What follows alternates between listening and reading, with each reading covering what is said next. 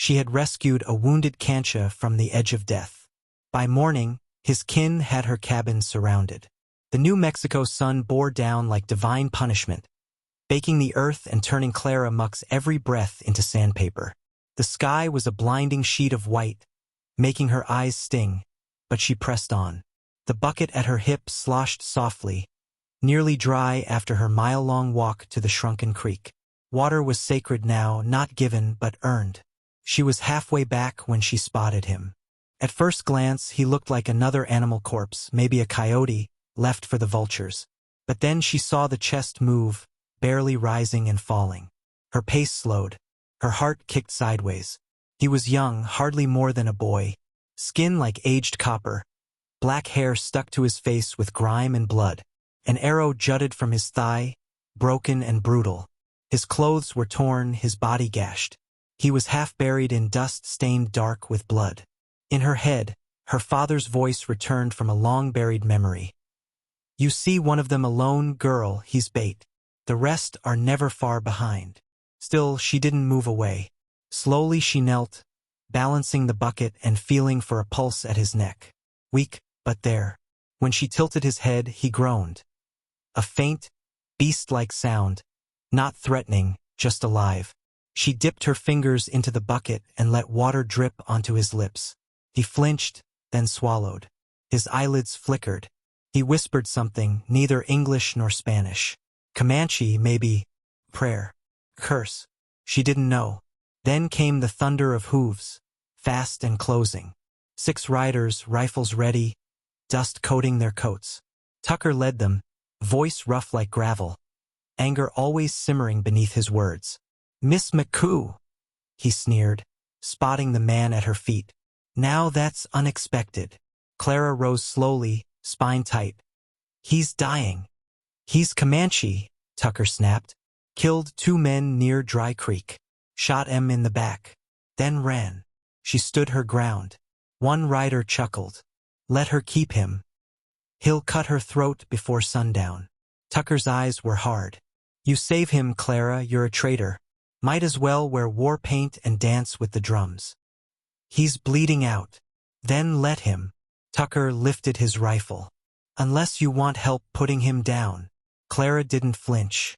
"Raise that gun again on my land, Tucker, and I swear I'll plant you next to him." Tension stretched between them, taut and silent.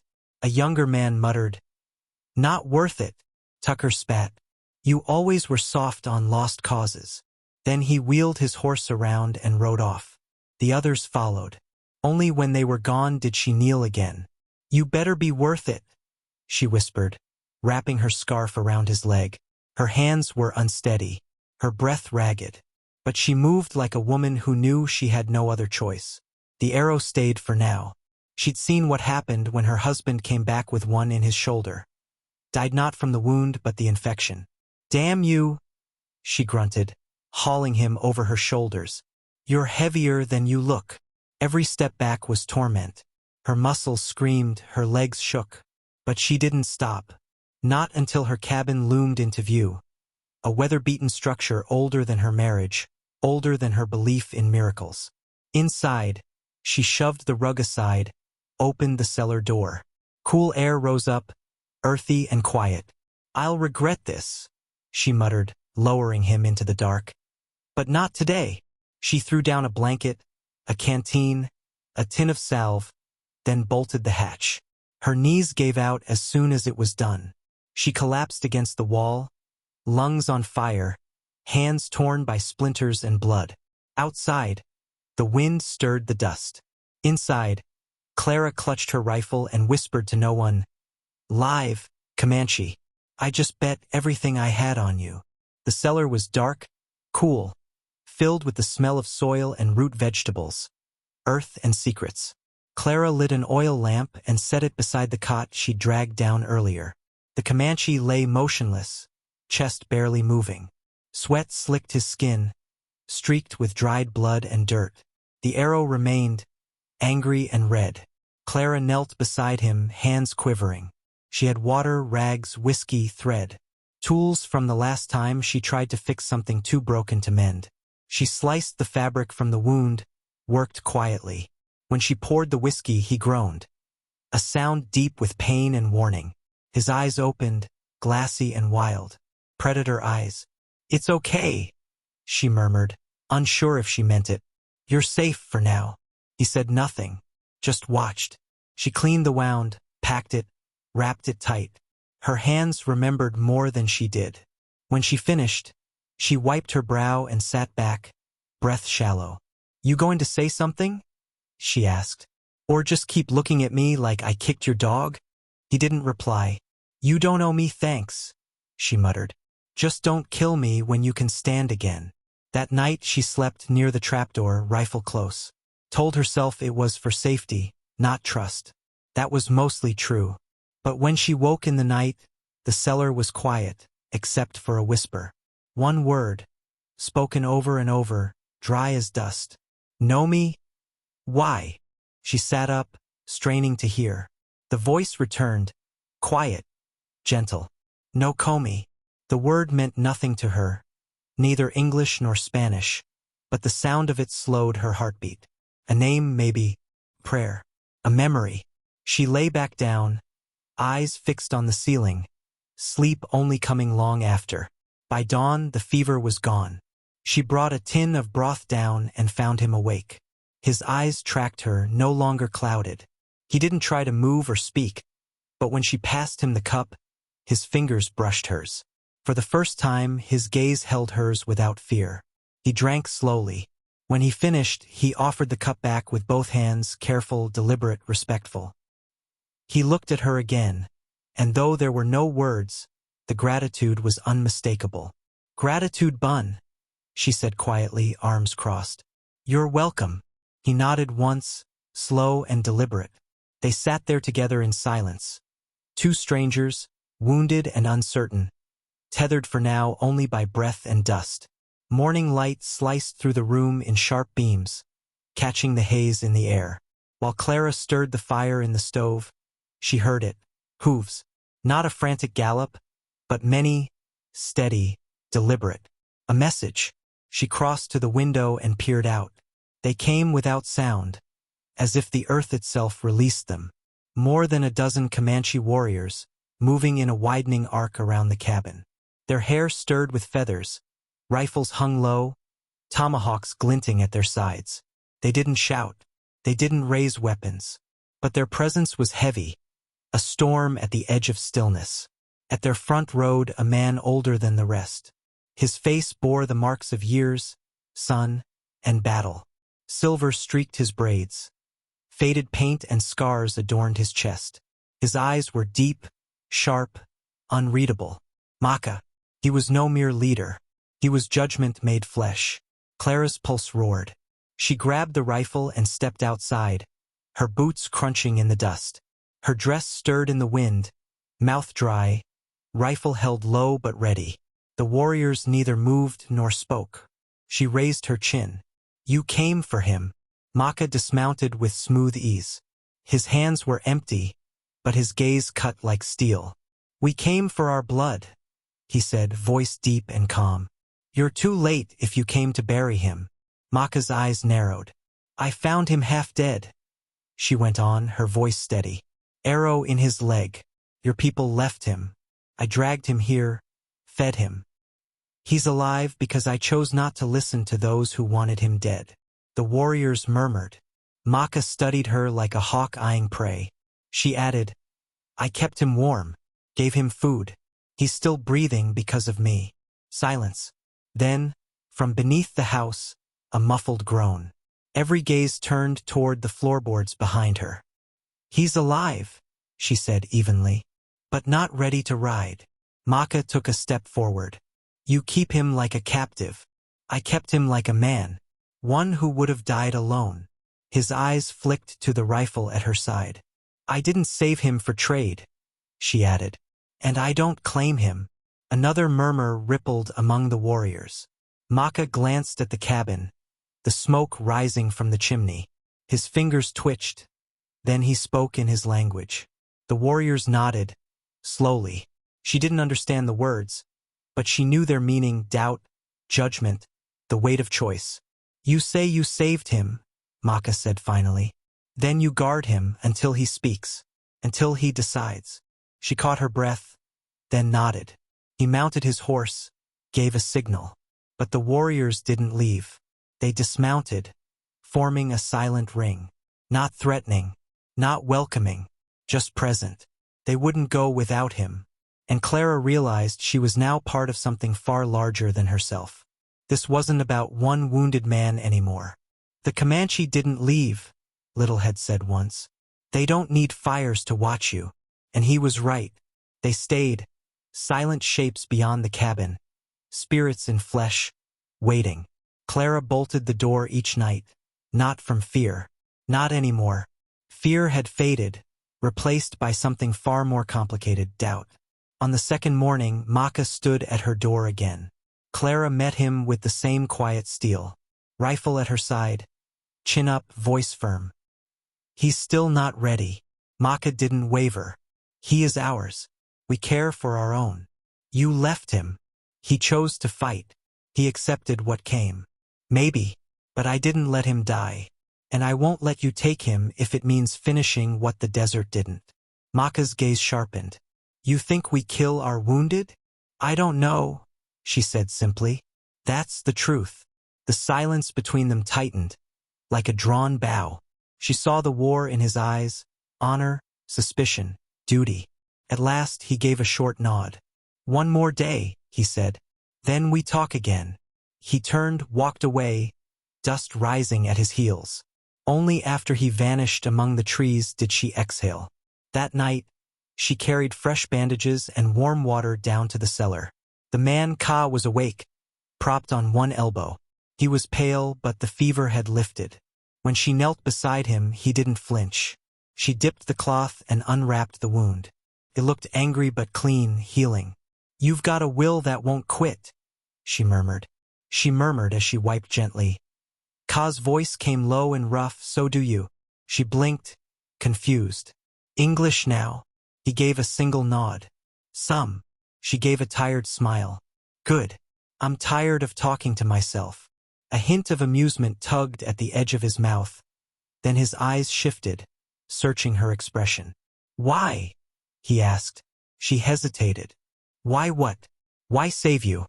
Clara leaned back on her heels, letting the silence carry the question. Finally she said, You weren't a danger.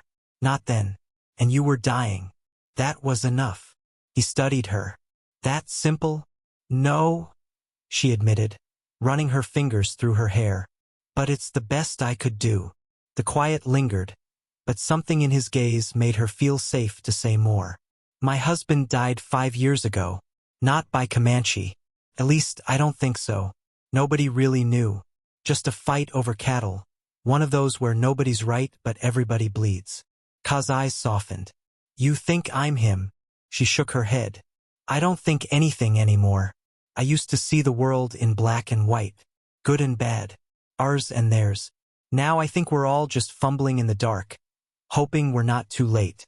He was silent for a long time, then said quietly, I didn't kill your husband.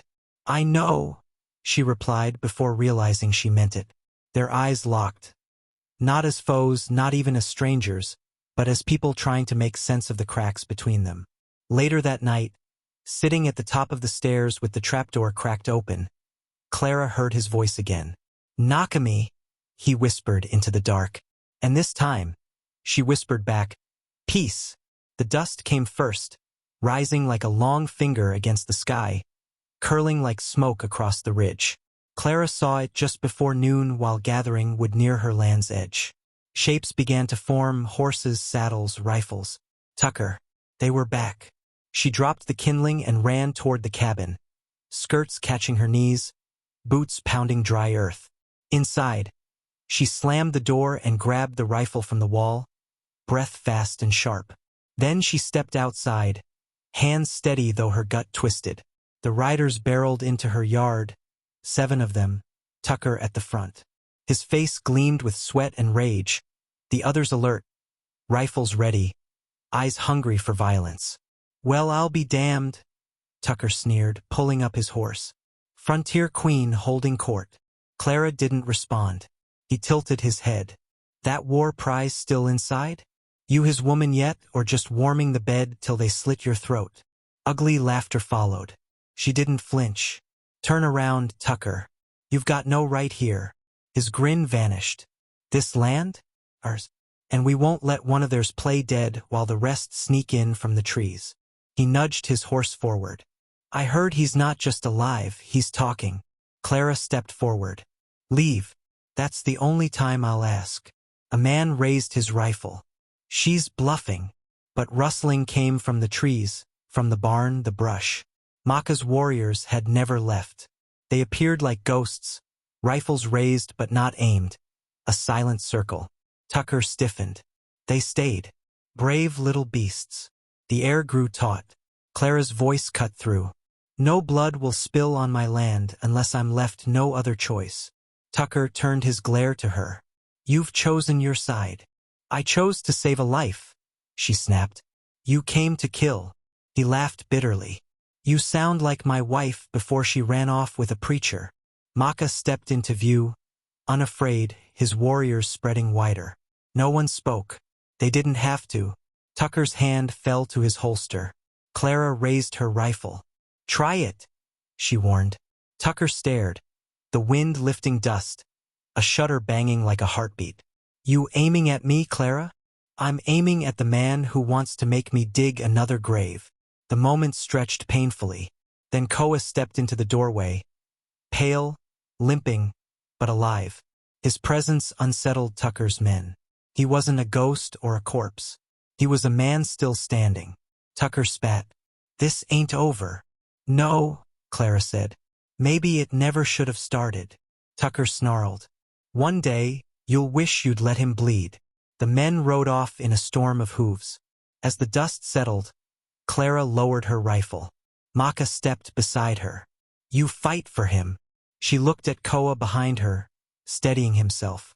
I fight for peace, she said. But I'll hold a gun to both sides if I have to.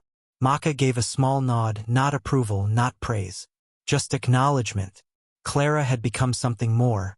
Not just a woman or settler, but a line no one would cross easily. It began with a sound like a bone snapping. A gunshot, echoing, sharp, final. For an instant the world paused. Then it exploded. A settler's bullet struck near Maka's feet. His warriors reacted instantly, moving like wildfire. Rifles fired, horses screamed, dust rose like smoke. Clara didn't think. She dropped behind the woodpile, reloaded with shaking hands, and raised her rifle. Gunfire roared. Men shouted her name, called her traitor. It didn't matter anymore. She spotted Koa gripping the doorway, favoring his wounded leg but alert. Blood had returned him to life. She fired.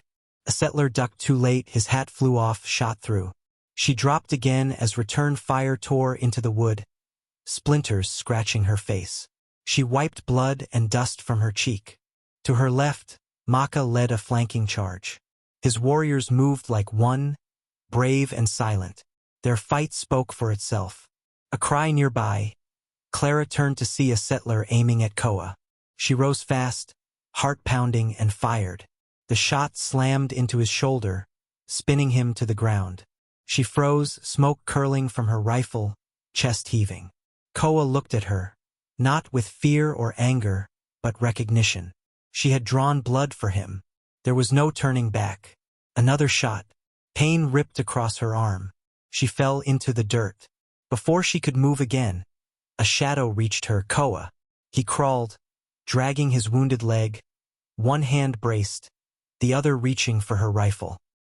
He was bleeding, breath labored, but his eyes were locked on hers. She gave him the weapon. Together, they pressed against the wall of the cabin. He loaded the rifle, aimed, and fired with a steady, practiced hand. The weapon kicked hard, but he didn't falter. Clara watched him move, watched pain crease his features, but the fire in his eyes stayed fierce. He wasn't a legend or an enemy, just a man fighting to survive, for himself and for her. Gunfire erupted again as the settlers surged forward. Another warrior cried out and collapsed behind a makeshift fence. A horse, its rider gone, bolted into the open. Clara gritted her teeth, reloaded, and fired again. Side by side they fought, outnumbered, outgunned, but unyielding. Eventually, the tide began to turn.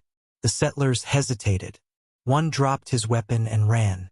Another, cursing, dragged a wounded ally away. Tucker, bleeding and wild-eyed, shouted something unintelligible before disappearing into the trees. Then it was over. The air was thick with smoke and dust. Clara sat trembling on the ground, blood seeping from a wound on her arm. Her dress was in tatters, face streaked with soot. Koa collapsed beside her, still breathing, barely, but alive. Their eyes met. No words were needed. Clara had made a choice today, one no accident or moment of desperation could explain. Powder burned her skin and a strange fire stirred in her chest. She didn't belong to any side. She belonged to herself. Cole reached out tentatively, his fingers brushing hers. She didn't pull away. Their hands clasped, blood-stained, battered, and held fast. The battlefield was quiet now. Smoke wound its way through shattered fences and across the scorched porch of Clara's home. Shell casings gleamed in the dirt. The wind smelled of gunpowder and blood. Tucker and his remaining men had fled. Those who could ride did, the others crawled or were dragged away. No one dared come back. Clara leaned against the cottonwood near the well, her arm bandaged with a strip of torn petticoat. Blood still seeped through, but the pain was dull. Her breathing was rough. She was alive, but victory wasn't what she felt. Maka approached, boots crunching on dry earth. He stood above her, shadow long in the fading light.